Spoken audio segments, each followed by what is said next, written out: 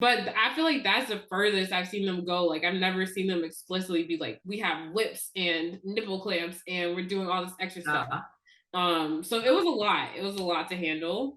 Yeah. Um, but I feel like I this is another thing that I feel like they usually do, like, just for guys.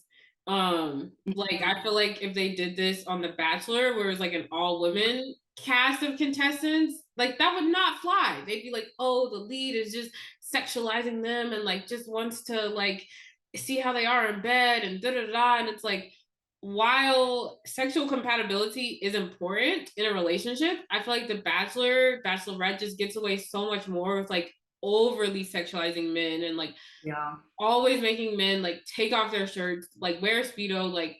And the next group date was like Rachel's guys. Not to skip ahead too much, but like she pulled up to the little cheese square and she was like, "Oh, take off your shirt." So Yeah, I was gonna I mention that. was Yeah. like, "Is this part of the activity? Are we going swimming?" Like, and then they started lifting weights, and I was like, "So that was not part of the activity. We just all Yeah. got to have our shirts off for this thing." Um, Yeah. so I feel like this show just like constantly over sexualizes men. I agree. Yeah, I think if it was the roles were reversed, oh my God.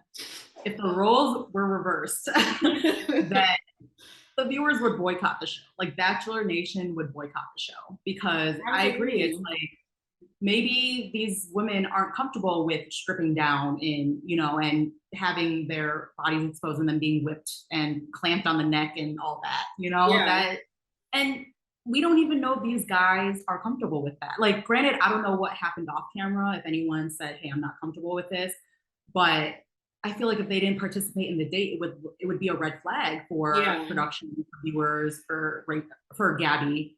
yeah, And I don't think that's cool because yeah, women get abused sexually, but men also get abused, and that's not yeah. talked about enough. So I just think, I don't know, that whole day kind of was. I mean, overall, I loved it. I love Gabby, but I feel like that whole date was just awkward. Yeah. So And it's one of those things like what we are talking about with the trauma circles, where it's like you were yeah, saying, if someone didn't participate, it would be like, oh, they don't want to open up. They're yeah, not sexually experienced. But then if they are uncomfortable with it, but they like push themselves to do it anyway, and then mhm, they still like maybe don't get that validation from Gabby, it's like, okay, well, I just pushed myself to do something way outside of my comfort zone, and like I've got nothing to show for it. You know what I mean? I agree, but I still love Gabby. If you want more of where that came from, be sure to check out our full episode recap. It'll be linked in the description as well as pop up on this screen.